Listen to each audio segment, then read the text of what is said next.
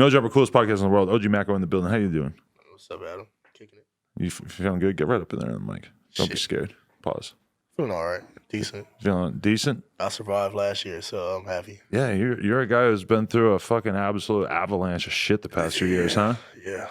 Let's talk the update. Let's talk about. I'm just very curious to start with the fucking flesh-eating bacteria situation. Yeah, man, that shit just kind of hit out of fucking nowhere, bro. That was a kind of wild situation. What, you got it in the hospital or some shit? All right, so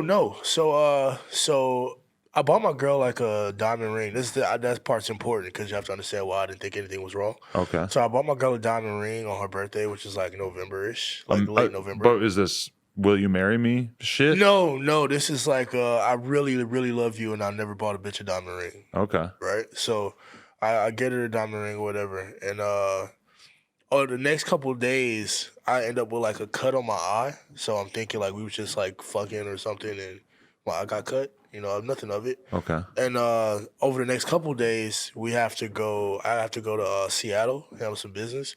So I get to Seattle, and everything's cool. And then like later that night, my fucking eye, it feels like, like you get like a hair or something stuck in your eye, trying to wash it out. So I'm spending all night trying to wash this shit out, and nothing's moving, right? So I'm like, what the fuck is that? And over the next few hours, I end up in a situation where some racist shit happened at the hotel. I end up outside. They end up putting my shit outside. A long-ass story with that. But more or less, over the next 2 days, my eye end up swelling up, and I'm at my boy Mr. Nice Nice. Shout out to Mr. Nice Nice in Seattle. I end up at his house, and my eye swells up to like the size of a fucking baseball. Okay. And so I catch a flight back to L.A., and once I get here, I go straight to the hospital, and they try and tell me that the only thing that's wrong with me is that I have like an infection in my eye. But I'm realizing like as I like scratch my scalp or whatever, like there's like pieces of my scalp coming off, like just tiny pieces though, right? And they ignore it, they ignore the fuck out of it, and they keep giving me this medication that I end up being allergic to. Did you feel like they just didn't give a fuck? They didn't give a fuck. I'd have a lawsuit against them, a really big lawsuit against them, but I'm not gonna talk about it because it's a lawsuit. Yeah.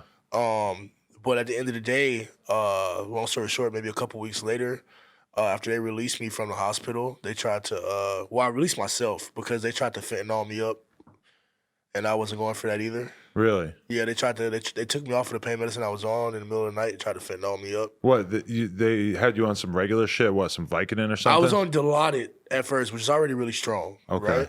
And in the middle of the night, they switched out my IV Dilaudid for fentanyl. And you could tell? Yeah, I woke up and I was so fucking sick. I was like throwing up. I was dizzy. I was confused. And so I looked at my board to try and figure out what was going on, and then I realized it had changed. So I checked myself out, and like 3 or 4 days later, my fucking scalp pretty much died. I pulled it up myself. What, just huge chunks of your scalp? I reached into my head and I was like trying to scratch it, and I realized I couldn't feel it. I couldn't really feel the scratch. And so I stuck my nail into it, and I pulled, and my fucking scalp came up. And so at this point, what is going on in your head in terms of what you think that this might be? Also, Josh, can I have my coffee from my office? At that point, I'm pretty sure something is eating me alive. Wow. I'm pretty sure. Because at the time before, they didn't know what was going on, and the eye infection already went down. You know what I'm saying? So I was pretty confused. And so if the eye's done, what else could this be? And we had already went through everything else. They'd already tested me for everything you can test in the world. And that's when I finally realized it.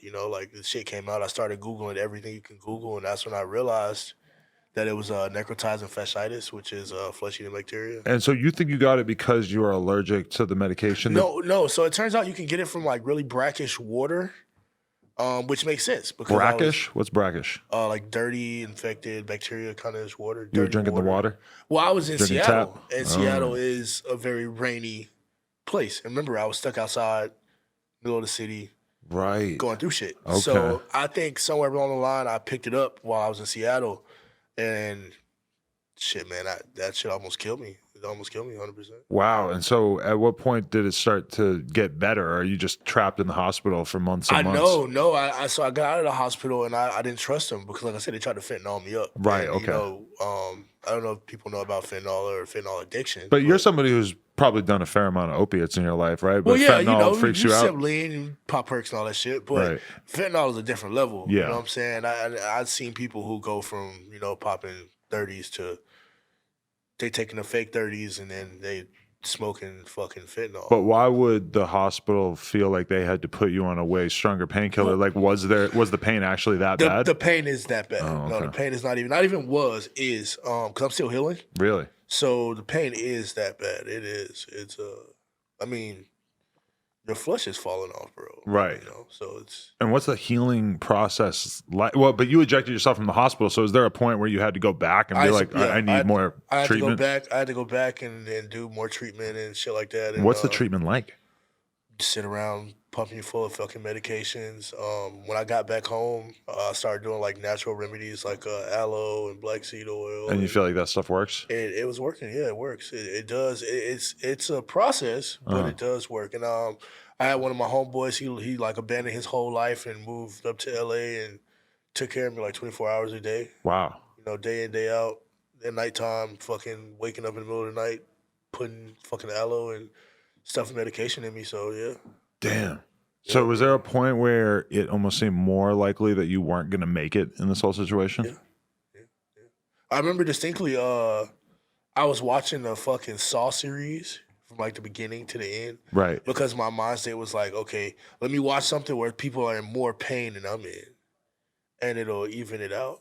Right. You know what I'm saying? And at that point, yeah. Because I remember scratching my head. I was like, like that night, it was like I had a sensation like, man, just scratch your head. And I scratched it, and fucking like a fucking half a pound of flesh just fell off my fucking head, and my head was just like, it was a fucking blood puddle on the floor. And I remember at that moment, I just screamed. You know what I'm saying? Like, what else to do? How do you describe your mind state dealing with this to your mind state with dealing with the whole car accident situation? Was cool, you know, right? Because that seems so manageable in comparison. That was so easy, but it probably seemed kind of shitty at the time. But in comparison to this, where you don't even know what the fuck is going on, the eye shit was easy because it was like as soon as it happened, I got surgery. You know, as soon as it happened, I called a plastic surgeon and it's something that they're used to. They've done this a million times. They told me like, hey man, you'll probably keep your eye, you'll be good. You know what I'm saying? Like the surgery kind of expensive, but it'll be all right. You know, and they put it back together and I paid for it and everything was cool. So do you still have to wear the eye patch because of the previous situation? Or no, I'm wearing an eye patch because of now. Right. So I lost a lot of flesh. Like, so it ate down to the bone. Right. So if you can imagine regrowing, you've had injuries before and shit like that. Right, not my eye so much. Yeah, I'm not your eye so much. But if you heal all those layers down from the bone up, right, it can take a while. And a lot of people have to go through amputations when they're dealing with necrotizing fasciitis. At a certain point, were you just thinking that was pretty likely that you were probably going to lose an eye? I didn't know how you amputate a head. Yeah, right. What are you amputating? Yeah, I didn't know how the fuck you cut a head off. But was it ever a worry that it was going to spread to the rest of your body and shit too? Well, that was the only good part. I wasn't seeing it spread to like my hands and shit. I remember at one point it had spread to my cheeks, and I had like these fucking holes, like you could damn near actually like see through my face. Right. And I remember at that point I was really fucking creeped out. Yeah. You know, after off air, I'll show you some pictures if you want to see them. I mean, to be honest, it's kind of nasty. Yeah. It's some gruesome shit. I'm not gonna lie to you. It's some fucked up shit. But so I got them. During all this, though, you said that your girl left you because of this. No, she didn't leave me because of that. That's not really what happened. But but she treated. My thing was like this. All right, so me and my girl wasn't together for a lot of time, and when we're not together, I don't really give a fuck about that. You know, I don't care about that. Like whatever you're doing is what you're doing. But my thing is like we've been best friends for years. Oh, really? Right. So it wasn't about pussy or nothing like that. It was just, you're my best friend, right? Like I moved from China to here for you, right? So at the end of the day, if something this major is going on, you should be there. Right. You know what I'm saying? And she wasn't there at first. Like she was not there. You know what I'm saying? Like, and like I said, my friend had to move up and abandon his whole life to take care of me, and this is somebody who I took around the world and did everything you can imagine. If girls dream about the shit that I did for her, So at the time, I was like, really like, fuck you, bitch. What do you think her motivation was with that? You think she was just fucking scurved out, or did she want to just move on? She had a really rough year herself, though. She had like 3 family members die back to back. She had like her uncle died, and then his son died, and then her granddad died, like back to back to back. That's rough. Not even like 5 months apart. I'm talking about like her uncle died, and then his son died like a couple weeks later, and then her granddad just randomly found out he had like stage 4 cancer like a month or 2 later. You know, it's crazy how we just spend so much time fixated on all kinds of superficial ass shit of who's beefing with who and who's dating who and shit like that. And then like occasionally there's just shit, real shit. Like somebody gets sick. In a general sense, it's obviously like the way you got sick is like a very random ass situation that it's not like I know anybody else I've ever heard that happen to, or like, but what you're describing happened to her too, like just losing a bunch of family members. Crazy, like people right? go through real ass shit that has nothing to do with the industry, music, entertainment, etc. And in case, you know, it's like I remember like Cam was always my favorite rapper, and then all of a sudden his mom died, and it was just this like, it's weird. It's like it's he just disappears for bro. 6 months. Or no, she got cancer. I'm sorry, she didn't die at that time. She got cancer, and then he has to like move to Florida, and he's taking care of her, and it was kind of crazy for me to see my favorite rapper like just retreat from the spotlight for a while to deal with some real shit. Yeah, people don't understand it either. You know, like when you just because we're still human, you know, and they and my thing was too, you know, during most of this, you know, I'm still living at the time I was still living downtown, so you know, I would like, you know, walk out, go get groceries and shit like this. And luckily, I can honestly say thanks. I fuck with LA so heavy because fuck with LA because a lot of my fans and a lot of people would just like walk up and just like give me hugs and shit. Like, yo, bro, we see what you're going through. Like, you know, keep fighting. Like, keep going. Like you changed my life. Like you know what I'm saying? A lot of people talk shit about you, but you know, without you, I wouldn't have made it through this. I wouldn't have made it through that. So I want you to know, like, you can make it through this. Like, you got us. Like, and I mean, it wasn't like 1 or 2 or 10 or even 100 people I'm talking about. It was a lot of people. A lot of people. That's Still crazy. people to this day. Did you feel like at any point that people were joking about the shit too much? You see motherfuckers laughing about it on Twitter and shit that ever That's some offended bitch you? ass shit. You know what I'm saying? Like, I never let it affect me because at the same time, you gotta understand, like I was more worried about dying. You know what I'm saying? Like I wasn't sitting around reading fucking Twitter comments and shit. To be honest, I was playing fucking Division and Xbox and fucking medicating and shit. That was the only thing that was keeping you going? That was it. Medicated, so you're just fried off pills, just playing video games? Fried. I mean, because at the same time, I didn't have anything else I could do. Well, what are you going to do? Yeah. I didn't want to be around people because I was afraid about, you know, I got open wounds and shit, so I didn't want anybody to get any kind of infection whatsoever, which, thank God, I didn't get any infections until I got into, like, 2 fights. I got into a couple fights. With who? I'd rather not even bring their name up. Well, like street fights? Yeah, like some street fights. And then you spread it to them through... Nah, fuck no. It's not I thought that's what you were saying. I'm like... No. I got into a couple fights, and their dirty-ass hands got in my wounds and infected it. Yeah, nasty. Who are you fighting out here? I mean, I'm still me, bro. You're still in the streets? To a certain point. I can't imagine getting in a fight. It's not even you got to be in the streets. It's just I'm still a grown-ass man, and it's going to get to a certain point. Well, you're at the bar. Well, I mean, is that what does it? It's just like, bro, I mean, I keep a lot of my shit under wraps. You know what I'm saying? Like, I didn't come into the game trying to be like the hardest nigga, but I got all the credentials. But are you still going out and shit? Because I feel like I've seen you a lot of times, like on Sunset, going to the bars and shit. I'm still at the bars. I'm still on the rocks. Right. On the rocks on Sunset. I was just listening to it on the album. I'm like, oh, he's on the rocks. He's got the rocks in the That's my house. Everybody know that. Everybody go to On the Rocks and know that's my house, period. Really? So you want to be known, like when you die, that's going to be like the way it is with like Lemmy and the Rainbow Room and shit. You want like that you were part of that? Yeah. I mean, it's not even just like wannabe. Like we done some real shit in there. You know what I'm saying? Like we have some real stories in there. Right. I'd rather not tell on the podcast. Really? But yeah, we got some real shit going That's dope. You don't hear a lot of people really like having pride and just holding down an establishment. Do you feel like it's like an episode of Cheers when you walk in there, everybody knows your name? Well, I feel like it's part of being a rock star. I feel like as a rock star, you're supposed to have a hangout that people remember you for. You that is cool. And all these I'm not a rapper, I'm a rock star. So I feel like in a city of rock stars that I had to carve out my own spot. And I did. You know what I'm saying? And my respect was earned. It wasn't given. It wasn't like people just was like, oh, yeah, let the black kid in and all shit like that. Really? So it's like you got to get beat in to hang out at the Roxy? Nah, you don't got to get beat. It's not some real shit, no? But we got members, though. We got keys. Like, some of us got keys. Really? Yeah, we got You have a key to the bar? Yeah. You're like fucking Barney from The Simpsons. I'm 076. Yeah, we got numbers. We got key numbers. Damn, you're down with Mo from... Do you ever have a flaming Mo at the bar? You know what I'm talking about? Do you watch The Simpsons? I don't watch The Simpsons. I'm not a Simpsons person. All right, I feel you. I'm a Rick and Morty Family Guy person. Oh, you're a modern. You're a millennial. How old are you? I'm 27, 28 in April. You feel like a young old head? Yeah. Fuck it, I don't understand these kids. You've seen too much at 28. I seen too much. Yeah, I did too much. Seen too much. It's rough when you're in that position. A lot of people at 28 just still getting fresh in the game. They're like, ooh, Yeah. perks, I clout. just put up a fucking a tweet like yesterday. I was like, man, I was thinking about it too. I was like, man, we had the same problems. You never woke up bored in Milan. Right.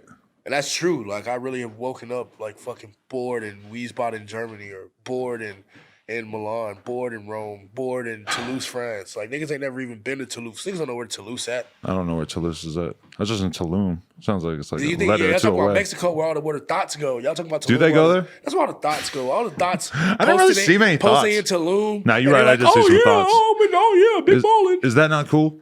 Shit ain't cool, man. Damn, all right. Group trips. You know, I bullshit. thought it sounded cool, but then I went there and I realized that it was like played out. That like It's played out, but bro. that's okay. I'm okay with played out. There's a reason why it's played out. It's close. Well, I mean, you fuck porn stars, so I mean, you different Sometimes sometimes.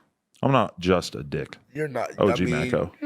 Let me do my Nardwar thing. OG Maco.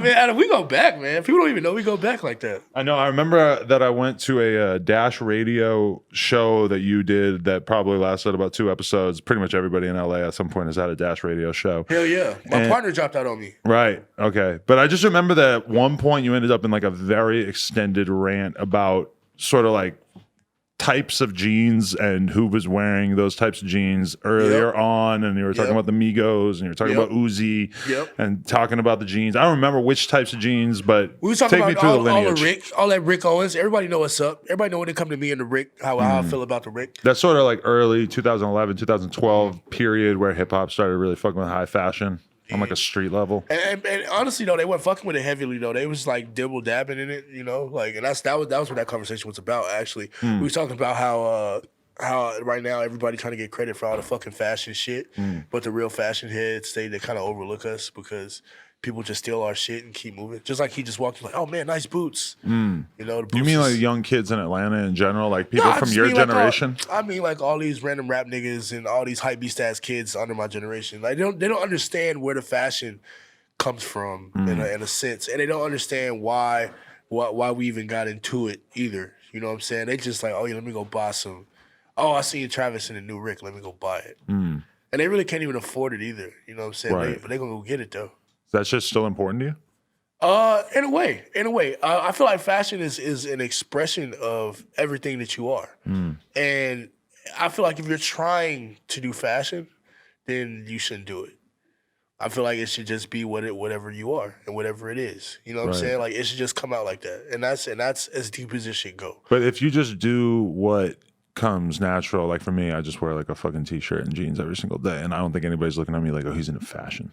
Because it's just not interesting enough. You have to do some weird shit. You got to have a weird jacket. Jeans could be deeper than just t-shirt and jeans because do you care about the fabrics in your t-shirt and jeans? I mean, do I care? Yeah. See, you can wear the same t-shirt and jeans as someone else, but your fabrics could be so phenomenal that you are not even in the same fucking universe as them. Very few people get credit for being into fashion who aren't spending huge amounts of money on clothes, which is kind of the part that I have an issue with. I just don't really see that as like a reasonable use of my funds. You don't have to spend a whole lot of money on fashion if you are logical about it. I mean, especially nowadays when they got shit like Grilled and all these second-hand, hand-me-down things. You know, you don't have to be a dickhead and go spend your first check on this shit. Wait on it a little bit. If it's true fashion, it'll last forever anyway. You know, so you don't have to get it as soon as it come out. You can wait on it, and it'll still be there. I just don't give a shit. I mean, you shouldn't give a shit. You fuck porn stars. Right. But, you know, there's a certain extent to which I'm 36. I feel like I'm getting closer to like 40 and stuff. And I see certain people that are in sort of a similar position to me. Like the most obvious one, like Joe Budden, where he wanted to transition out of that rapper role. So at a certain point, he had to stop wearing sweatsuits and start wearing the nice pea coats and the fucking wingtip shoes and all this shit. Right. I just don't know if I got it in me. I don't think you ever have to do that, though. I don't think you ever have to do that. I mean, one, you're Adam, right? 22. But maybe at a certain point you want to be thought of differently. Does that ever occur to you, like that maybe if you wore a suit every day, you could just be thought of differently? I think you can be thought of differently without wearing a suit every day. I mean, look at what you built in a short amount of time. But just like you're saying, though, clothes are an expression of who you are. It is, but if you don't give a fuck about it and you can still build an empire, then that is who you are. But then you think you're sort of like also projecting. Like there's a reason why, like, you and your young generation from Atlanta, et cetera, were attracted to all the designer shit because it represented a different level of taste and quality that wasn't available when you were really young, right? Originally, we was wearing the high fashion because we was doing scams and jugs and shit. And if you look like money, then money will come to you.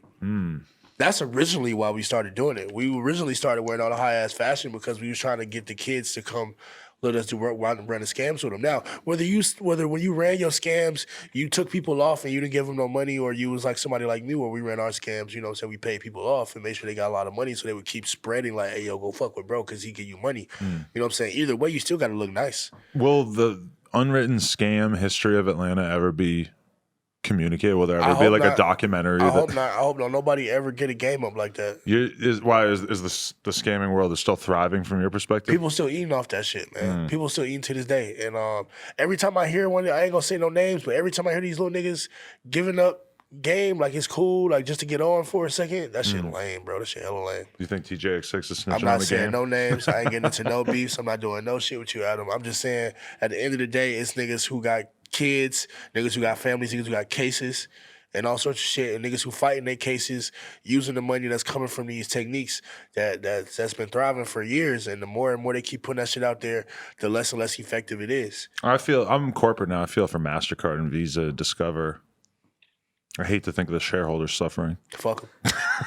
Just kidding. But do you like who put you on? Did you have like an OG? Like in terms of the scam and shit, how was it explained to you? Because there are so many legends and stories you'll hear about such and such rapper who was coming to LA, Airbnb jugging. No, but see, the Airbnb jug started. I will give this one nigga this credit for this. The Airbnb jug started with my niggas. I ain't gonna lie, we did that first. We turned that up. Who else? Name names. And statute of limitations is up. I'll give this nigga one credit. The nigga Theo Ferragamo is the nigga who really put everybody on that. He got everybody out here. I remember when niggas couldn't even come to LA because they couldn't survive out here, and he started putting niggas in Airbnbs. And that's the only credit I'll give that nigga. I'll give him that 100%.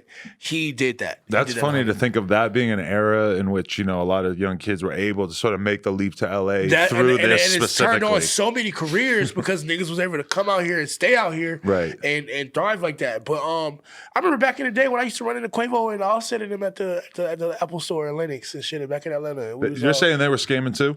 Back in the day, we all was. What? Back in the day, that was a long time. I mean, they multimillionaires now, so they don't give a fuck. Do you think Takeoff's pieces were hitting? Takeoff didn't want using pieces. Takeoff, I don't even remember Takeoff being there. I think Takeoff was too young. Oh, he wasn't down? Well, think about it. Takeoff was younger than that. You think does that impress you when you think about it? Offset went from scamming at the Apple store. So where he's at now? That's crazy. I always do Offset will make it because Offset is just a savage. He's a savage in all sorts of, you know, when it comes to the hustle, to the mindset, to where, he always distanced himself from the bullshit that's around. So I always knew Offset would be fine. But there's only a few people, like Yachty is one of the only ones with like a record of getting arrested for scamming in the game, right? Who else? I mean, that's what I'm saying. You get caught, you're not that good at it. Isn't that crazy though that he's like clean ass image and shit, and he's like the only scamming nigga, right? When I did his first interview, I didn't even know it, and then somebody sent me his Wikipedia afterwards. I'm like, what the fuck? I wish I could have asked him about that. He definitely would have shut it down. I got all the armed robberies and shit, and niggas don't know about that either. It's about what we choose to show. Really? That's the other thing people don't know. You know, it's what we choose to show. Really? So you beat mad cases people don't know about? When I got signed to QC, I had cases on me heavy. Really? Yeah. That's kind of part of QC ethos, right? Yeah, I think it's part of it. I think you have to have heavy cases on you. You got to be in the streets? There. Yeah, you got to. I feel like you got to be in the streets to even get over there. You mad at QC still, or is that relationship a little? What happened? I don't talk to them, but I'm explaining this in a way where it's understandable. From a business aspect, I understand that they tried to freeze your career at a certain point. But let's look at it at the facts, right? Uh-huh. What artists do you know that hit like I hit that never went on tour with a major artist? I mean, never. Like not even one. What artist did I go on tour with? But none. What was the motivation on their part, do you think, to hold your career back? Was it the fact that you were just volatile, that you weren't easy to get along? I think I was too rambunctious. Right. I think from what it was that I wasn't a controllable asset. I was an asset, but not a controllable asset. And I feel like if you are trying to manipulate the way that they end up manipulating, that you need a controllable asset. And I'm not going to say who or what I feel became a controllable asset, but I think history shows itself to what it was. And if you look at what I was able to accomplish, I mean, you got every time people hear OG Parker. It's me, baby. You know what I'm saying? Every time you see the Deco records, every time you hear the Larry June records, you know what I'm saying? Every time you look at the history, who's running around with me then? Doja Cat, all these people. You look at it and you say, damn, well, where was Maco in the history of shit? Maco was always there in the history of shit.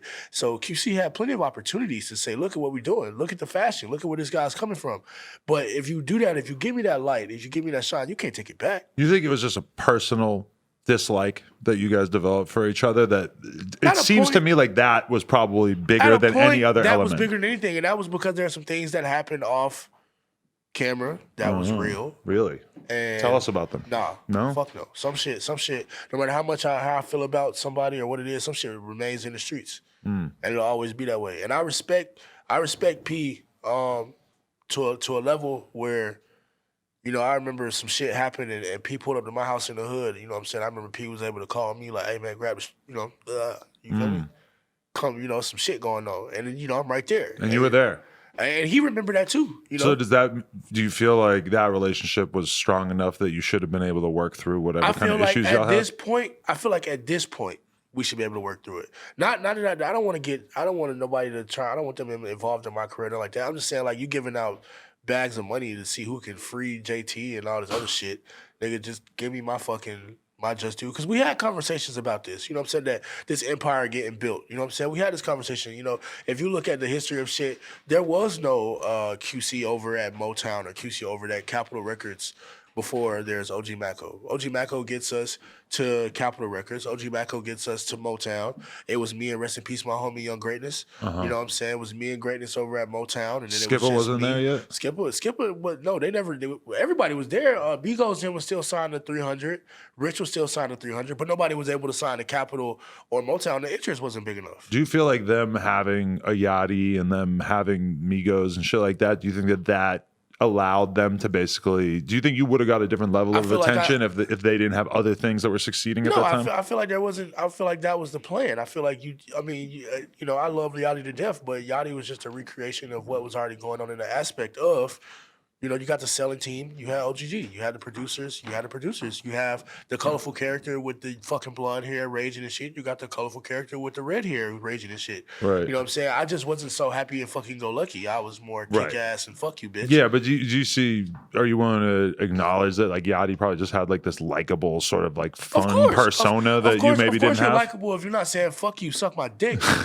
You know what I'm saying? Like, where every other second, I was like, yo, fuck you, suck my dick. And I still feel that way. Fuck you, suck my dick. But you started to piss people off, don't you think? I don't give a fuck. We're doing business, not feelings. Right. And I went to a label that I felt like we're supposed to be the street nigga label, right? All right, so it was certain stuff that, like I said, certain stuff that went on off camera that was street nigga shit. You feel me? It's in the streets. Keep it in the streets. Don't put that involved in the business. If niggas can't handle themselves in the streets, that is what it is. Like, at this point now, I got nothing to fear. You feel me? Like, nigga, I almost died last year. You know what I'm saying? I almost died the year before that. Right. So I'm supposed to be afraid of death? Why? But do you think a lot of people would be scared to even speak on the QC situation because they're of course they will, because those are very, those are people of respect. Right. And I feel like also it's a lot of fuck niggas out here too. Like I said, even no matter how I feel about certain shit, I still have enough respect for P where it's certain shit that happened I would never speak on because certain shit remains in the streets. And you keep it to the code of the streets.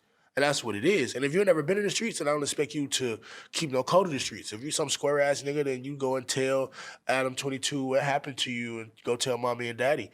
You know what I'm saying? But if you a street nigga, then it is what it is, and you let it happen. But I also feel like just like if you go and you make 1,000,000 bricks after you rob me for a brick, right? When the time comes, give me back my 1,000,000 bricks. You know what I'm saying? You ain't got to give me back all the bricks you ever made. You think they made millions off you? I think the process in which I got us to made them enough money to all own boats, Ferraris, Rolls Royces, and buy chains every week. I think without my album that never even got released, without the process that I got us to, without me getting us to Motown in the way that I got us, I feel like there is no QC to Empire in the current state that it is. Right. Does that Empire happen still? Yeah, I believe so. Is it hard to not sort of turn into this like resentful person that is just like I did that angry? already. Did it already. You did that persona and you feel like you're past it now? I did the resentment already. It did nothing but eat me alive. And that was more deadly than a flesh eating bacteria. Just to sit there and stew in that shit. And it fucked up my creative process and it it fucked up my process as a human being. You know what I'm saying? I wasn't able to grow because I was too busy being pissed off. When you look at it and say, "Damn, bro, look at all I was able to accomplish. Look at how much stuff was stolen from me. People taking my sound, people taking my look, people taking all this, and all this label got to do is say something. Like they ain't even got to give me all the credit in the world. Just say something like, man, y'all remember Maco doing all this shit beforehand? Like y'all remember all this shit? Right. You know, I remember when my first projects got put on streaming, I had to like actually do that myself. I had to figure out a workaround to do that. They wouldn't even put my music on streaming. Well, because for a while your shit was getting taken down off SoundCloud streaming sites and stuff. But what do you think their motivation was for that? Do you think that they really just wanted to absolutely freeze your career so there was no chance of you? What other motivation was there at that point? Right. Because you don't hear about a lot of people getting that kind of treatment in the music industry these days. You feel what I'm saying? So if we can run through a bunch of shit and say, oh, it could have been this, it could have been that. But I mean, what other real motivations are there? And I remember when I was doing things on my own, I would get responses. They never knew I was getting the backdoor responses, or people was telling me what they was doing actually. You know, but they was.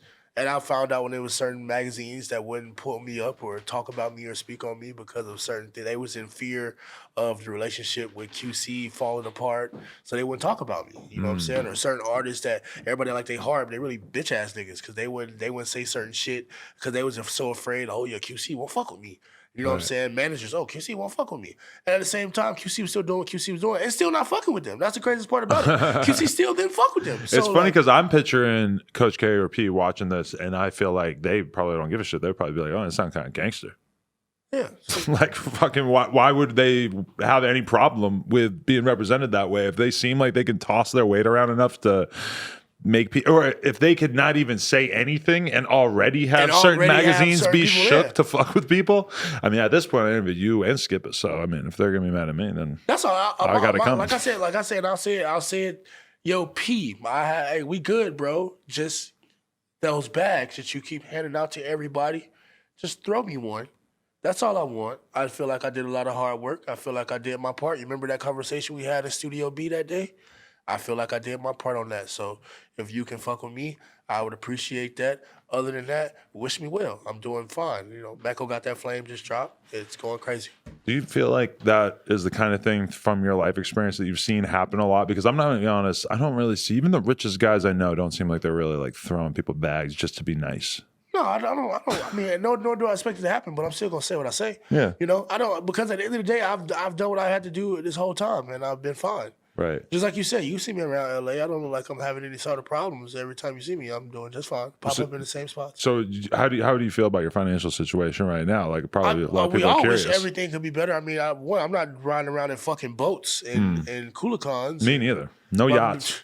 You know what I'm saying? But so yeah, of course I wish that I could have that. But I also feel like through my own work ethic and through my own drive that if that's for me, that I will attain it. At the same time, I will never not say what I believe is duly owed to me. But it must have been like maddeningly frustrating at a certain point because you still have this certain amount of clout attached to your name at this point because of the songs that have popped off, but then you have someone stopping you from even putting out more stuff. So you feel like it was frustrating. my sole thing that I have to offer is my artistry, and I can't even put my artistry out. Yeah.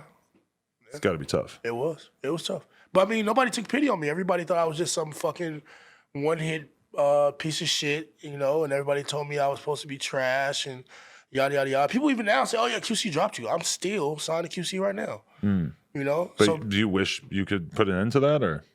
Do I wish I could what? Get out of that contract? Or is that... I wish I could leave QC and stay with Capital. Yeah. Oh, okay. If I could leave QC and stay with Capital, I would be fucking ecstatic. But you're able to put music out now, right? Yeah. So you're just hoping that QC doesn't give a shit? Not really. Nothing like that. Because I noticed that when I was on your Instagram that the link to a YouTube video that is in your bio, that link is not there. And I was wondering, did they... No. That was one of my artist videos that was up there. No. That's a good thing. I released enough stuff through my own content, even from the beginning. Like, my YouTube was already my YouTube. Okay. You know? So I did enough stuff in the beginning where I secured my bags. And that's the good thing. And no, I don't worry if QC care or not. I know for a fact at certain points they don't give a fuck, and I know they're not rooting for me. At the end of the day, I've had conversations where it's just like, oh, you know, I think the words were I didn't hold it down.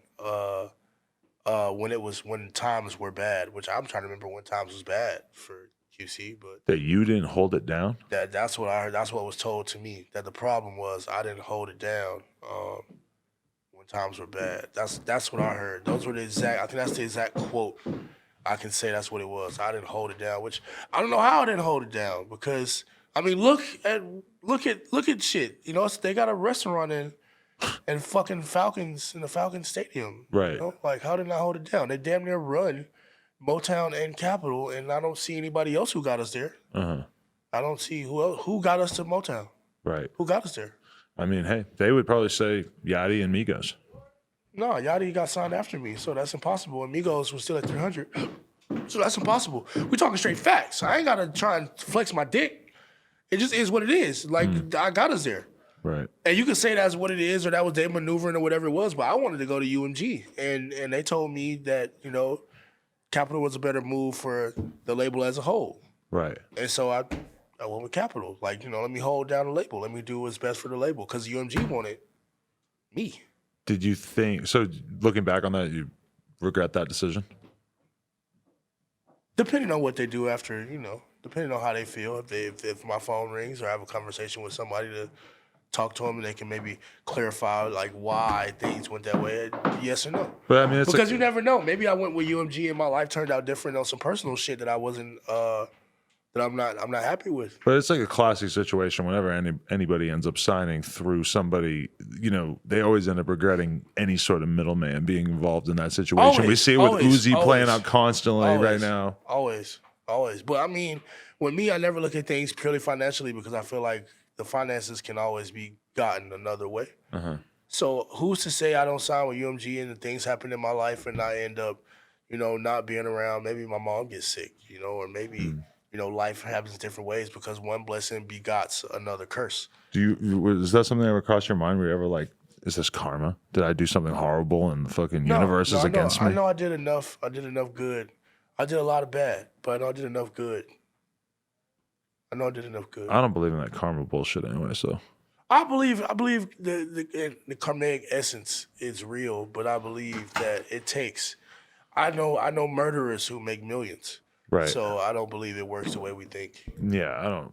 I mean, if you're a murderer and you could just manage to avoid the cosmic energy that you have coming back your way, don't you think? You die, yeah. I mean, we all know tons of little kids who get killed in traffic. Well, Period. I mean, not that we know them, but we've heard about it. But we've heard of it, yeah. We got little kids with brain cancer and shit. So clearly something's not working the way we think it is. Yeah. But maybe that's once again the karmic essence of their parents begotten the son. You never know. And I don't choose to sit around and think about shit like that because that's what would have drove me crazy during the time, I was going through the worst of the worst. But at the same time, all those things that I went through is what allowed me to make the music that I'm making now and the music that I've been able to get all these messages like Vanity, where I hear kids telling me like, yo, you saved my life with that. I was really suicidal and I heard, the pain he was going through and it changed my life. And when I tell that to my friends and the people closest to me, I mean, how do you quantify that? Right. How do you quantify the amount of lives I saved? And I wouldn't have made songs like Vanity if I wasn't going through the things I was going through. When I was having the conversation with Trinidad James recently, he was talking about how he feels like he's been pretty much like left out of the conversation of, influential rappers who did song, like, he's just basically saying that even though he is oftentimes thought of as a one-hit wonder, which is a thing you deal with as well, his one hit had massive cultural ramifications, but it doesn't really get mentioned like that. Or you feel like you're in a sort of similar Nick box? is a real Atlanta legend, though. I remember when I was running around in the streets, we used to go shop at Nick's store at the Underground. That's how I actually even met him before he was Trinidad James. Okay. When he was just Nick at, I think the name of the store was Ginza. We used to go buy all our drip from Nick. And I feel like he does get left out of that shit because I know if I was at his store shopping and buying shit, I know I wasn't the only one there. Right. So I feel like it was a whole lot of rappers and a whole lot of people who was going to see him had that same fashion before he blew up as Trinidad James. Right. And after he blew up as Trinidad James, I feel like there was a lot of adjustment that came from his style. But I also feel like there is one thing. He didn't a little bit more. He didn't go so much and so deep into the kids. He didn't go and function with the kids as much. And I feel like that's why he might be in that position. I'm in a position where Some people call me a one-hit wonder, but the other side of that is the people that don't call me a one-hit wonder call me a certified legend. I don't have there's no other side to mine where it's like either a one-hit wonder or you're this or you're that. It's either one-hit wonder or you're a fucking legend and all your shit is crazy and you ahead of your time. I mean, you and Trinidad James both kind of got hit with the asshole like persona thing, and when I say that, I sort of mean like the media.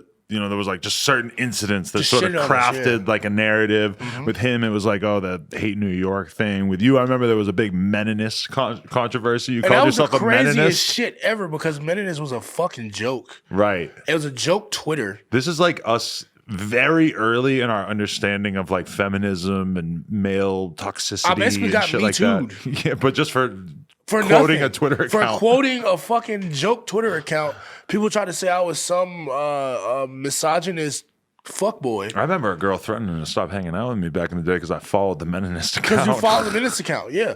And was people pissed. was. I mean, that's just what I'm saying. Look at the pieces of shit that judge us Right. and say we do. Like, I mean, what kind of piece of shit are you to try and ruin somebody's entire life and the way they feed their family over a fucking joke Twitter account? And these same people will sit at home on their stolen Wi-Fi and tell themselves that they're a great person and da-da-da-da. And really just a piece of shit. And I had to realize that part too. Just like when people tried to tell me I was, they tried to say I was beefing with Future too. Remember that one? Oh, They tried to say I was beefing with Future. Because what did you say? Oh, you said something about rappers promoting drugs, 56, right? I said 56 Zans ain't cool in real life though. I mean, that seems very self-evident in retrospect.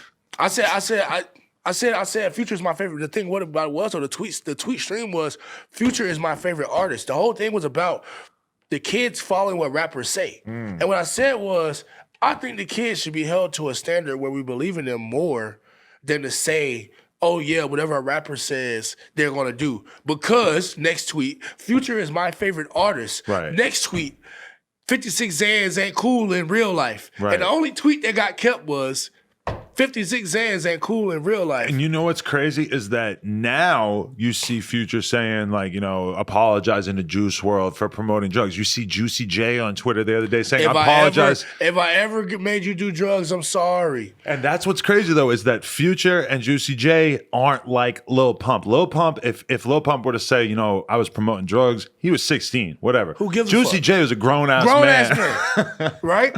And it's at a certain point, I think nowadays it would be much harder for somebody like Future or Juicy J to make songs like they were making at that time period without people trying to say they checking them and saying like, hey, we don't need to be promoting that shit so blatantly. That was supposed to be a destruction of my career, right? Right. But what was Future's response? What did he actually say? When Future talked on the phone? Oh, you actually talked to him on the phone? I'll tell you what he said now because it's so many years later. Okay. So as soon as that happened, Future was actually in a Huffington Post interview at the exact same time. Right. And I was riding a car, and Future has a guy to his team named Twin. I'm not sure if you know about Twin, but Twin got Future on the phone right then, and we talked. And he was like, "Little bro, what did you really say?" And I told him exactly what I just told you.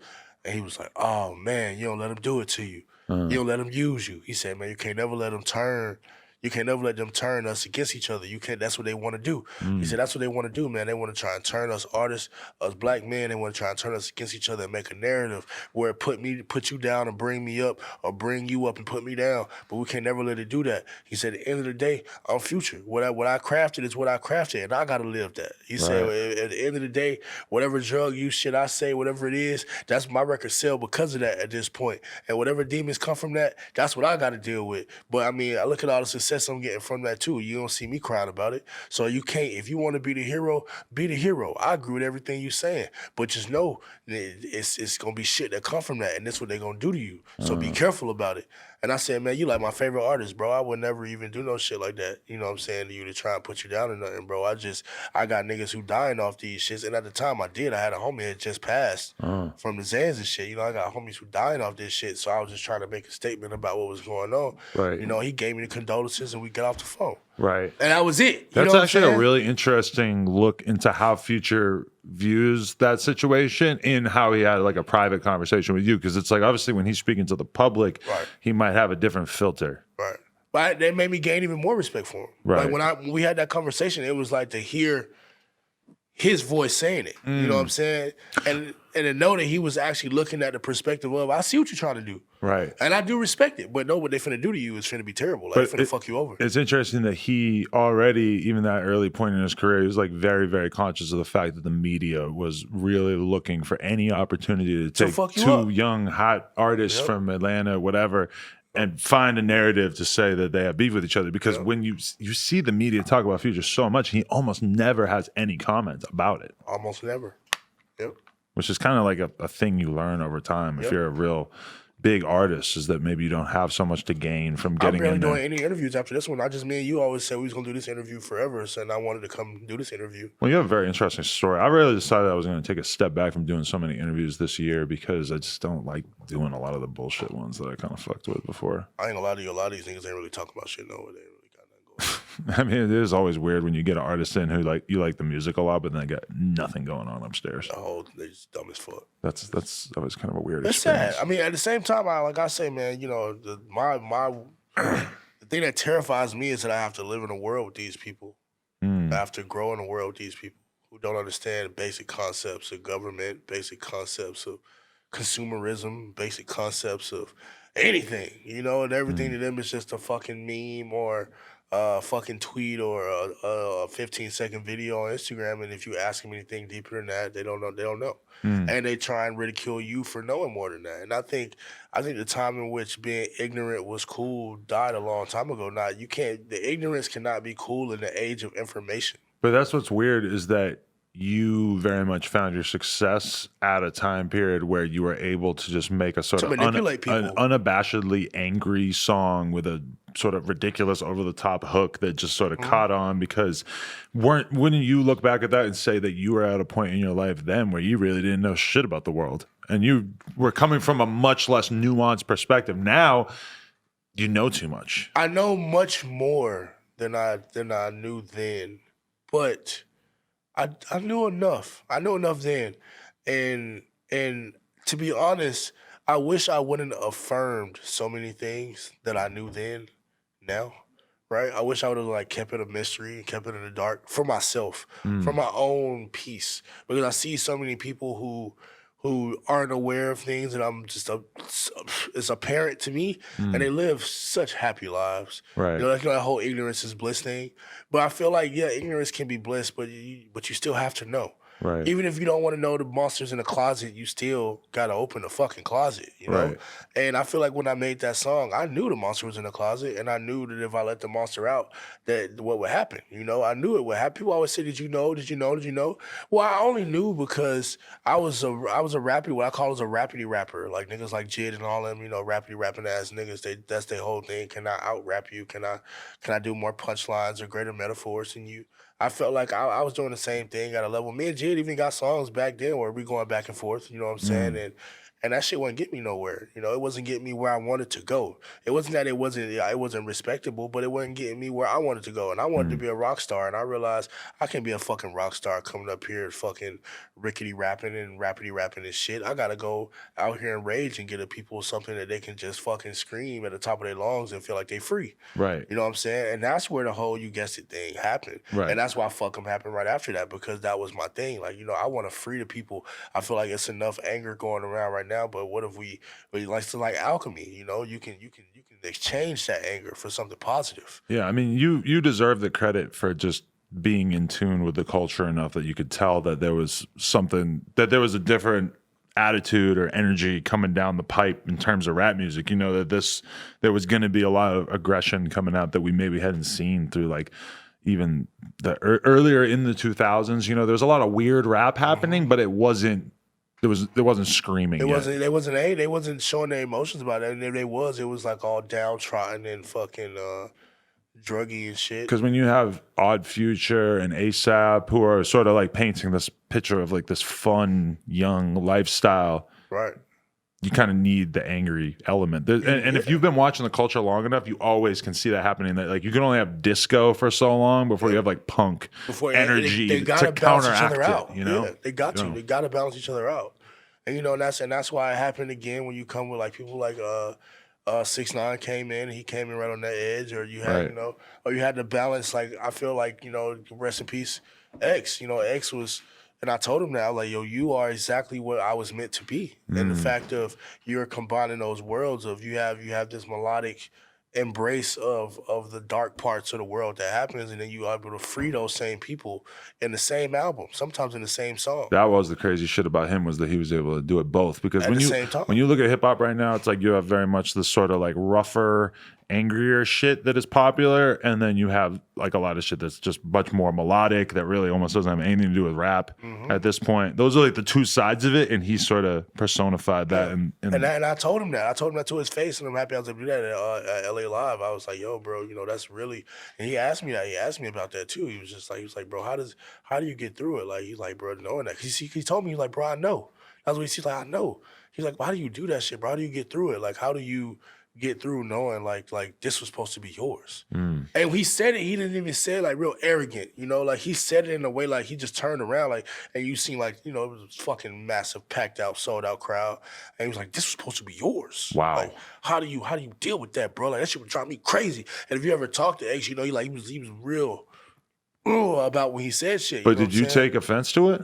Nah, fuck no. Like I knew what he was saying. Right. I was like, well, I mean, as long as somebody like you happened, then it was all worth it. Right. You know what I'm saying? That's what I told him. That was my response to it. Like, as long as somebody like you happened, bro, it was all worth it. And I remember I still got the video on my phone. He did that song, the Suicide Pact, Right. fuck my life up. Right after that, he like ran up to the top, to the second level of the shit. It was like hanging off of the rails, like he was trying to jump off. He did that right after that. And it was like, in that moment, like, I felt vindicated just from the fact of him existing. That's why, I remember him dying was so crazy to me, because it was like, after all of that, after everything get realized, that they just like take his flame out like that. Right. That's crazy. Yeah. Like, when I think about him, I always just think about like, he was just such a volatile person. The energy around his whole career was so crazy and when I think about that first tour he went on and how fucking insane that tour was, and how every day there was a different story about some crazy shit. Yeah. And it just makes me wonder, like, is somebody whose flame burns that bright, like, it just doesn't, it almost feels appropriate that it didn't burn for that long.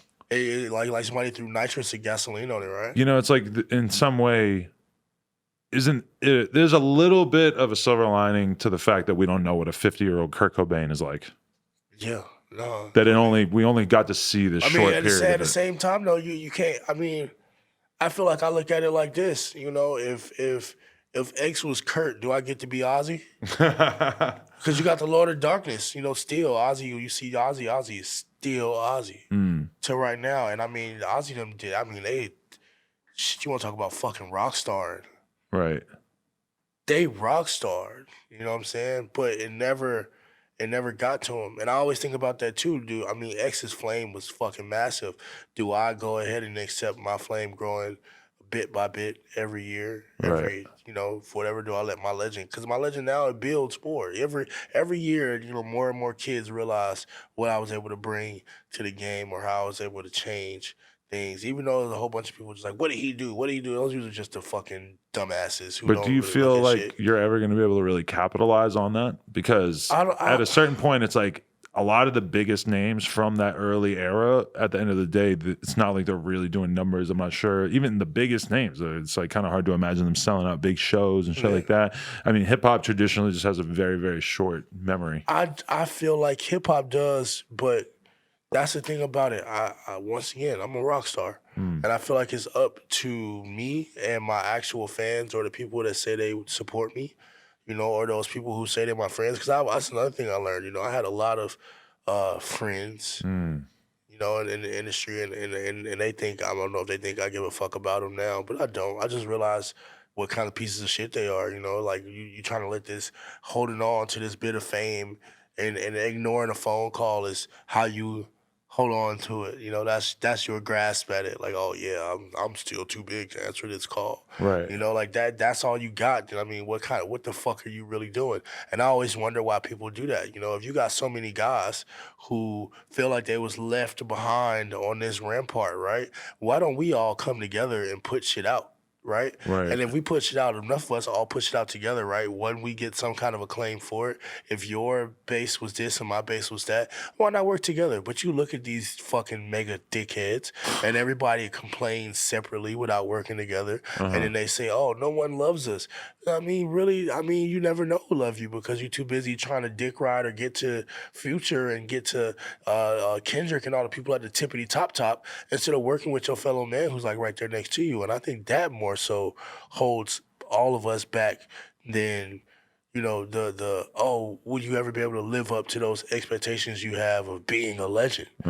I feel like all the legends got to be legends together. That's how the legend. You only a legend because the overall story is told, right? So who would be on the like Legends of SoundCloud rap tour that we're proposing here?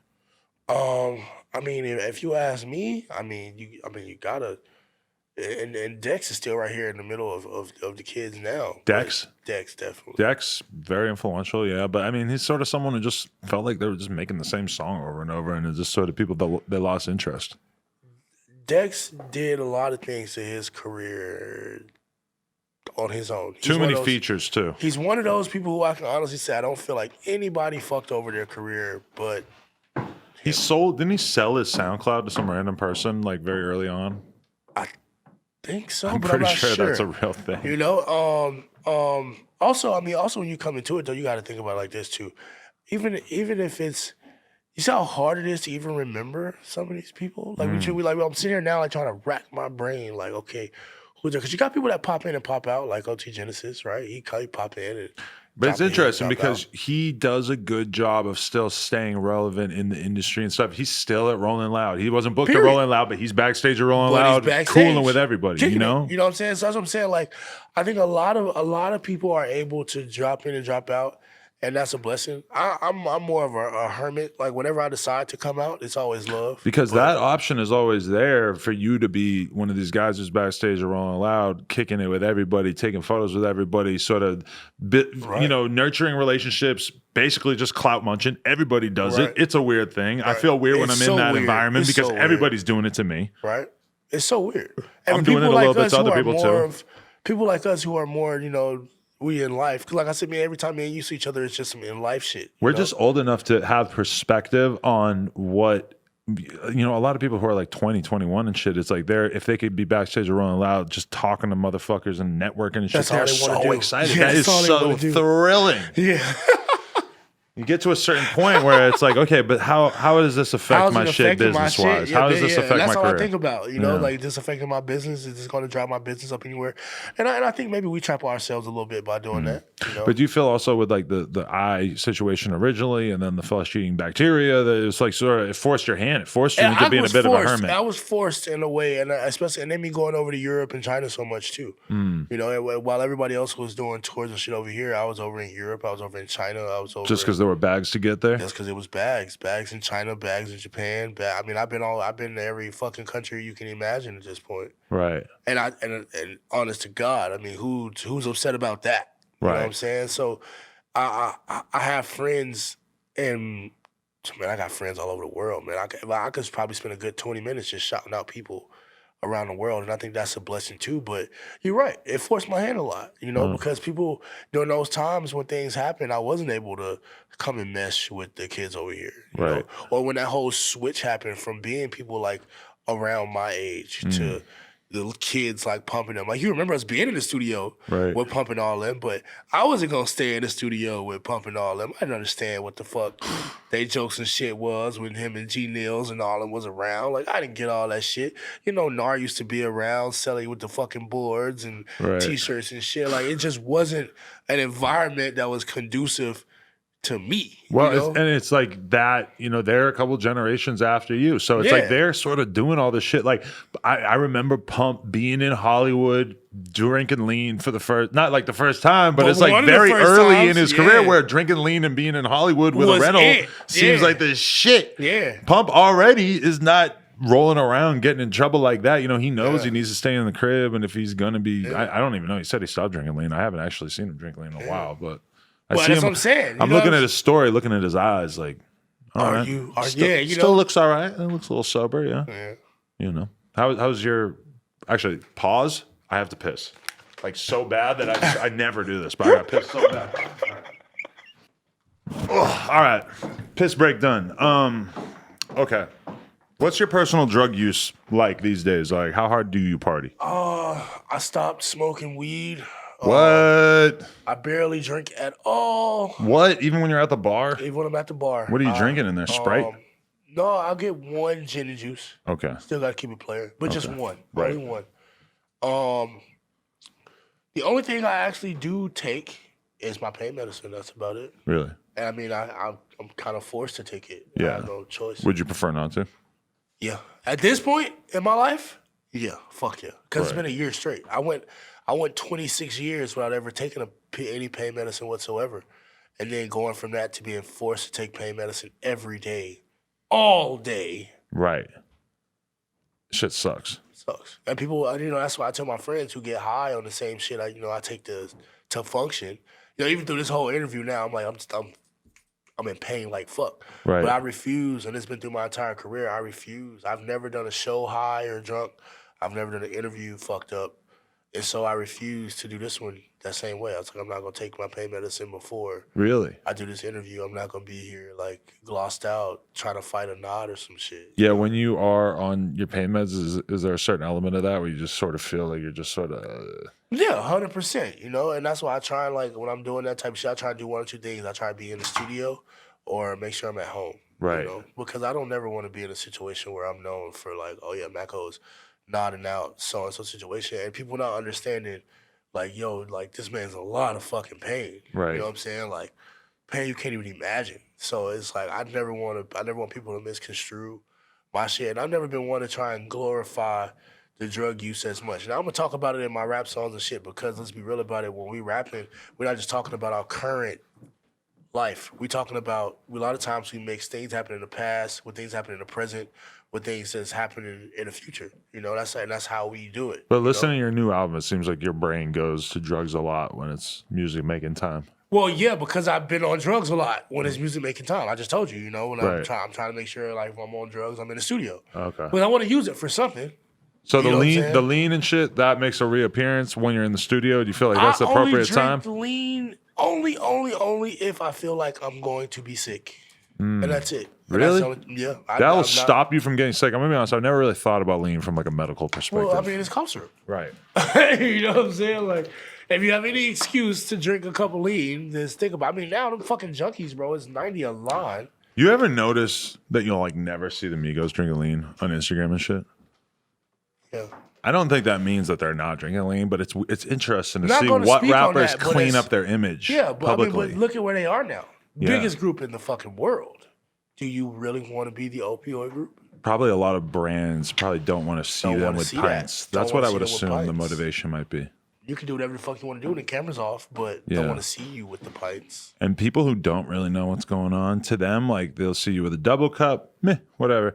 They see you with a fucking bottle of medicine, and they start to get freaked out. They start to Yeah. really realize what's going on. What's going on? Yeah, it's weird. But no, right? I mean, in the last 9 months, I probably drank lean 2 times. Same. Yeah. So I mean, I don't partake in anything else. I gave up all drugs. More so just because I didn't want to have any other complications from anything else that was going on. And I mean, being high on shit when you're in an enormous amount of pain isn't the best thing in here. Like, Right. Do you ever think that you could use sort of like the reputation you have as being like very early in terms of fashion or hip hop or certain things culturally? Like I look at Ian Connor. It's like a dude who kind of like lost out on a lot of the opportunities that he maybe had at a certain point, but then completely went independent with his own brands and is just did a good running thing. shit, Yeah. which I think is pretty amazing. And it feels like with what you've done, do you ever think that you could have like a similar career trajectory? I'm doing those things in the background, and I mean, and it's almost time to bring those things out. I mean, I got my YouTube up to 165,000 subscribers on the low, and I'm channeling that into something that I can't really speak on right now, but I'm doing that. I've been doing a lot of fashion stuff around the world, a lot of collabs, a lot of work for people, and I've just been building that repertoire up. And I'll say this just so I just applied for A&R-ship at Capitol Records. Oh, So shout out to Jeff Vaughn. Yeah, just apply I seen that for. on his Instagram. I'm really excited to see if I can get that done because the fact of the matter is once you have one, it's a label I already know about obviously because I'm over there, and two, once you have a salary running, streams of income. Once you have a salary running, I'm able to focus a little bit more on those other things and make them come to fruition a lot faster than I do now. Do you feel like you would be able to be an employee at this point? Like, is that like you might not have had that member. Temperament 5, 6, 7 years ago, but you probably do now? Yeah, I do now because I understand what teamwork. I wish I had a team that was reliable, and so I understand what it's like to want to have a reliable teammate. Right. And if I was able to exist as part of a reliable team, I would appreciate that for myself. Just being able to call and say, "Hey, team member, what we doing? Let's make this person's dream come true for this or that." And that's just something that I'm able to say within myself. I'm able to do, and because I already get to be a boss 99% of my day. Right. So being a worker for 1% of the day, you got to learn. And I figured through that work, I learned how to be a better boss. Yeah. Now I can, I'm in the same boat as you. It's like when I was younger, I could have never had a job. I just didn't have the temperament for it. Yeah. And actually, to be honest, I still look at myself and I'm like, I don't think you could really have like a job. Not a job. But a form of job. Where you have to go in and do some sort of duty. I can understand it now. I can fit into a certain extent. Yeah. Now I look back at myself and I'm like, damn, I wish I was 18. That I was smart enough to have realized that probably my best bet was to just buckle down and work really hard in school and have that foundation to build on. Have that structural foundation. Instead of just thinking I knew everything. We thought we knew everything, bro. Yeah. But it's weird. We did all right. How do you tell kids that though? How do you tell a kid hey, you don't know shit? They don't You can't because not everybody will turn out like us. Right. And when you have that young artist, it's a lot of times it's like they're going to go with the people who allow them to do what they want to do. And that's why when people are like, oh, how could this person that's associated, how did the label let the artist, or how did the management let this artist do all these drugs? It's like, bro, the artist is going to go with the people that let them do what they want to do. We will sneak off and go make it happen. We don't need, you can tell us stop doing that shit all you want to. Somebody who wants to do drugs is very resourceful usually. I remember one time Pete told me not to do drugs. Now I showed up at a fucking hotel on God knows how many hits of acid. That's all I can say about that story, because that story got wild. I was off so much fucking acid, bro. And they weren't feeling it, I'm guessing? Oh, fuck no, bro. I couldn't see P being real tolerant of an acid trip. I was covered in mud. Wow. Yeah, bro. It was a fucking trip, bro. Yeah, bro. 100%. So... I can honestly say that. And, I remember and to do that, I snuck out here to L.A. Now, I took care of business. I sold out shows and, did my interviews, and I was on time for everything I had to do, and I never was, drugged out during one of those. Like I told you, I'd never done that before. But, at the same time, they was, strict, no drugs, Maco, no rock star shit. And sure enough, I snuck off to go do them. Right. So, you can do whatever you want to do. But I feel like I said, you can tell the kids how it's going to turn out, because we still had a certain drive in us to let us know our limits, right, to where we could and couldn't go, even within ourselves. And a lot of these kids don't have that. They depend on fucking YouTube video, instructional video to tell them how far they should go, or goddamn the Twitter conscience, that's what I call it, the hive mind that exists on Twitter. That's the weird part, is that I feel like if these kids, they're able to take in information so easily. How at a certain point when you see Juice and Fredo and Peep and Yams and all these people die, it's like, doesn't that just kind of make you want to back off a little bit? I sometimes that worries me. It's like, how mmany examples do we need? They need a million, bro. Yeah, apparently. Every generation needs their own because examples. They make the villains out of the heroes. Yeah. It's like that fucking line from Batman. That's one of the best lines ever written in movies, You either die a hero, or you live long enough to see yourself become the villain. And that's what the kids want. They either want you to die a hero, or they wait until you try and tell them a better way, and then they vilify you. Right. And how do you escape that? It's not until conversations like this now where how many years later is it after they vilified me that now we can just sit here and just casually laugh about it and talk about it where I don't have any fucking animosity or energy toward it, so people know I really don't give a fuck. And we can just laugh about it and it's like, oh damn man, you guys were pretty stupid to think that, you know? But by then, look how many people have died. Look how many Right. people you just named. And also, it's just that the industry is always ready for its next kid that is willing to talk about shit in a totally ignorant sense and will make that sound cool to the young kids. They're always ready for the next tragedy. They're always ready. They prep it. They prep the tragedy. They can see how it's happening. They can see the oh yeah, this kid's he's a star. He's a star. He's a star. But they really mean like he's a comet. You know what I'm saying? They don't really, because stars shine forever. They mean, he's a comedy. Oh, I can see him taking off. And you see that burnout happen too. And they don't try to stop it. Let me ask you this, though. Do you think that, what should the management and the label do in a situation like Juice Wrld's, where you have an artist traveling constantly, in the studio constantly, making a shitload of money, making a shitload of music, but he's all fucked up on pills? Because he was trying to avoid some extra charges. And I feel like... I don't know if I buy that though. I feel like he might have just been all fucked up on perks in the first place, and then the fucking the feds zoom in, and he just got so freaked out that I mean, I just don't. I refuse to believe that he was. It depends on what he was on perks or oxys. If he was on perk 10s, all that fucking Tylenol, if he took a whole bottle, that would have killed him by itself. If he was on 30s, I don't see. I mean, you can freak out on 30s, bro. You can freak out, and your heart will go up. But they're saying he took a bottle of whatever it was, a bunch of them. Yeah, I don't know. So even if they hit him with the Narcan, if he was with 10s, then the Tylenol would have killed him. But if they hit him with Narcan on the 30s, I don't see why he wouldn't have lived. Because Narcan can handle fentanyl. Fentanyl is, thousands of times stronger than Oxycontin, right? Right. So if it can take out fentanyl, it should be able to take out the Oxycontin no matter how many milligrams it is, right? So I'm feeling like he took a bunch of 10s, maybe, and that's what killed him. I feel like that Tylenol, because they said his heart, they said they hit him with the Narcan and he came back, right? He was conscious and aware, and then he seized and his heart fucking dropped out, right? That sounds like a Tylenol overdose to me. It sounded like his blood thinned out and he couldn't clot right. Are we still just we're waiting on more information about exactly what happened? Information for that, but at the same time, I feel like either way it's a tragedy because you can't control his situation. I mean, look, I never really was like heavy in his music. While the girl I care about, she's really heavy in his music, and so I started listening to it like super heavy, like right before he passed and right after, and I can hear him speaking on his own drug use. And I feel like he knew that it was copious, but I feel like he was still teeter-tottering between heavy use and addiction.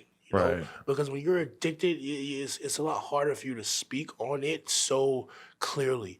When you just want people to leave you alone so you can do your drugs, then you speak on it in an intelligent manner. Like, okay, look, this is, I know I'm doing these and it could kill me and whatnot, but like, yo, chill out. You know what I'm saying? I'll be all right. Right. And I feel like that's how he was speaking about it. So I don't think he just OD'd on the plane and just like, oh yeah, fuck it, I'm doing all the pills. I don't think it happened like that. No, I mean, I definitely don't think he wanted anything like that to happen. But I mean, I will say that Juice is different than somebody like Pump, where Pump, I don't know if he's even doing drugs now, but I never felt like Pump wanted to hear it in terms of like people telling him how bad the drugs were. Right. Whereas Juice would gladly engage in a conversation about it. He would gladly, like the conversation will go there all the time unprovoked to end up talking about, I remember him asking me one time, like, I took 7 the other day, you think that's bad? I'm like, yes, I think that's bad.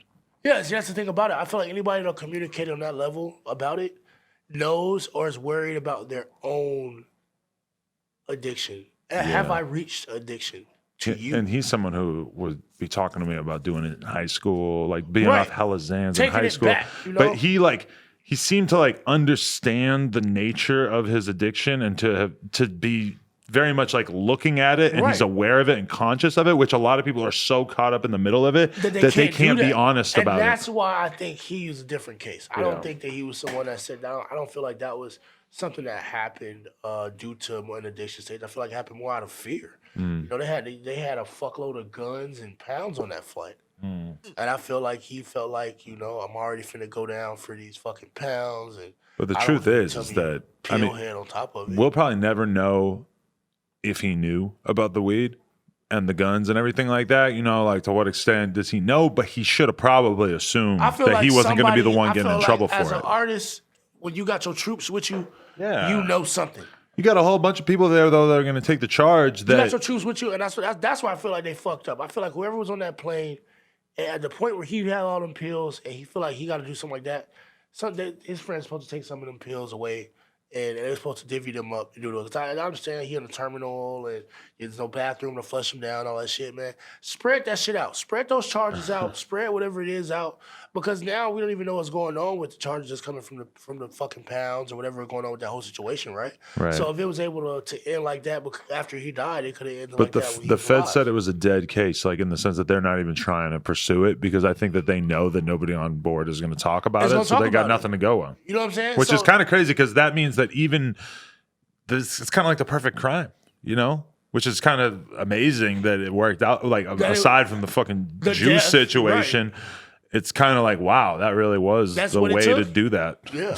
So it's like it's kind of wild. Yeah. And I you know I think it's really sad that that's how you know you had to lose such a phenomenal artist. You know, to a situation like that. You know, regardless of whether we're talking about high level drug use or you know addiction or whatever it is, because at the end of the day, whatever you want to call them demons, whatever they were, you know, he was clearly dealing with them just fine enough for him to be functioning. You know, we have a bunch of artists out here that's having seizures on stage and seizures in the middle of shit going on and still not, you know, reconciling from what's going on with it or acting like they know how it's happening. And we did lose Fredo. You know, we watched Fredo deteriorate.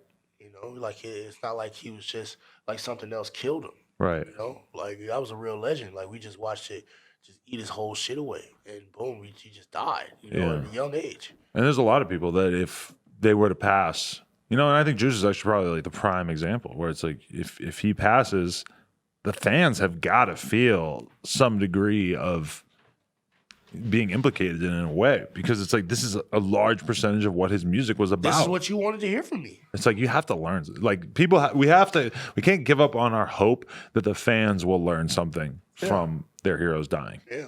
I mean, I always hope that. That's why they're trying to give me like, oh yeah, make another You Guessed It or make another. I'm like, no, I'm not gonna make another of whatever it is because that's not where we're at. You know, I feel like what I need to make for you is what you need, not always what you want. Yeah, where do you feel like you are at music wise at this point?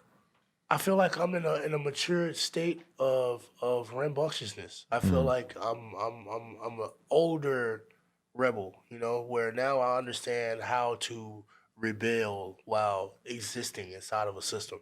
Because if you try and rebel too hard, then the system just Get in the mic a little bit more. the system just shoots you out, you know, and the impact of what you're doing never really gets felt.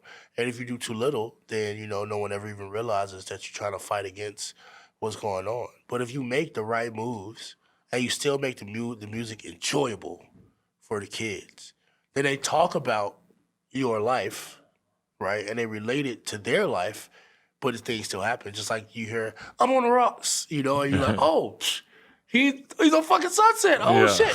It's instantly relatable if you know anything about LA whatsoever. You know what I'm saying? At the same time, when the kids hear, I got the song with Fabo, my only feature on there, shouts to Fabo. When you hear that tech and walk and that snap music, it automatically bring in the people that's my age who they remember, you know what I'm saying, going to snap. But the content that's going in there is still, you know, I got to take it a walk. Yeah, I'm talking about the drugs at the same time, but does this mean you have to do them? No, I'm not telling you to do them to be cool. No, I'm not telling you, like, I'm doing these drugs to make me feel better either. I'm just saying this is where it is. So this is my rebellion against whatever this structure is. And when it's time to make the more intelligible music to say, oh, yeah, you know, stand up and fight for this, whatever it is, I'll do that. But right now, I feel like there's so much negativity and bullshit going on in the world, especially with this president we got now and the state of affairs in the world, that right now people just need to have a good fucking time. And I'm more interested, like I was when I made You Guessed It and shit, I'm more interested in giving people a good time right now than I am with some fucking message to try and force feed them. I don't want to do that. I mean, it could be tough, like to you know, feed the people what they need to hear, but mixing it in. It's like mixing the aspirin with the medicine when you got a kid or a dog who doesn't want to take the pill. You gotta hide it. You gotta hide it. You gotta hide it in there, man. And, you know, and that's what I'm doing. And I feel like, you know, a lot of times it's a simple conversation of expressionism. People don't feel like they don't get to talk about these things in an open platform. You know, they don't get to talk about how they feel in a real way. You know, they don't get to talk about why they're doing the drugs. You know, that's why I put like in the intro of my tape, you know, I put, you know, the part where you know, I'll let people do their own research, but it's a part in there. It's an interview where the guy's like, you know, yeah, my girlfriend broke up with me, you know, because she woke up and walked in on me nodding, you know, and that was really relatable to me because I remember my girl telling me I'm a fucking addict or whatever it was from the simple effects of my pain medicine making me nod off and telling me I'm gonna leave me, you know. But at the end of the day, I'm still trying to fight, even though it feels like I'm under the control of something. I'm still trying to fight. You know, I'm still trying to fight whatever's going on, and I feel like that's what the kids need to realize. Like, just keep fighting, keep fighting. Like, don't let all this shit just wear you down so much that you stop fighting. All the artists dying, all the fucking drugs. Don't never let that supplement who you are on the inside. That fight that you should have. Like, don't let that shit go nowhere. Right. You need it. You feel like you're gonna be off the pain meds at some point in the future, and are you excited about that? Man, I'm so fucking ready, bro. How long you think? I'm hoping that it's my birthday's in April. I'm hoping by then. I'm hoping by then I can just live a normal fucking life. You think you're gonna be going through it, getting off it? No, because I went to Korea, Japan, and China. And, you know, those places are really strict on any kind of drug whatsoever, even if you just have them. So I didn't have anything with me, and it was for a little while, and I was okay. So you could get by for a week without it? I did. I was fine for a week. I mean, like, you know, it's processes that your body go through. You know, if you know anything about opioids or whatever. Yeah. You know, it's processes that your body goes through, which my body definitely went through. It's what it is. Take a hot shower, read a book. Yeah, kids. Work out. You want to get off the Xans? Read a book. That's Well, Xans are different. Xan withdrawal can, in fact, kill you. So please go to a rehab clinic, doctor, if you need to get off Xans or alcohol, because those two withdrawals can't kill you. For opioids, just be strong, man. Yeah. Mental. It's all mental. Hold it down. Well, shit, man. It's been a very interesting conversation. Fuck yeah, Adam. Appreciate it. Took a while for us to have it, but I think it came just in time. Doing an interview in 2018 and having questions from 2016 is very interesting. I mean, I spruced it up a little bit, but it's 2020 now. I had questions about Phil Collins. I mean, because at the time you had a song with like a Phil Collins sample or some shit on your tape. I had Black Phil Collins was with the album, right? Yeah, and that album was beautiful, beautiful album. And they took it down. It's hidden from the internet. It's not even on YouTube or anything. It's on Spotify. Oh, really? I managed to sneak it back up. Come on now. Nice. That's good. OG Maco. Yeah. You've been doing it since before you ever would have thought that you would be an OG. Yeah, and now I really am. Kind of grew into the name. Grew into it. As opposed to, well, actually, I guess I grew into the 22, but then I grew out of it. But I still have the same name, but still the same name. It's been 14 years since I was 22. But I had the name for 7 years before that. You about to hit it 22 again. Goddamn. Fuck. Damn, that is weird. I missed the 20th anniversary of me having this fucking stupid ass nickname. Yeah. Can't wait till I'm 45. Yeah. That'll be great. OG Maco. Adam 22. Appreciate you, G. Coolest podcast in the world. Check us out on YouTube, SoundCloud, iTunes. Like, comment, and subscribe. NoJumper.com if you want support. Go listen to my man's project. Maco got that flame. Hey, man, it's OG Maco. Thanks for watching my No Jumper interview. Make sure you guys smash that like, subscribe button, and follow No Jumper. Follow me at OGXMaco for Instagram and OG Maco for Twitter. Make sure you guys go check out NoJumper.com for dope ass merch like this cool ass hat I got on. OGG, Desperado Records. Let's get it.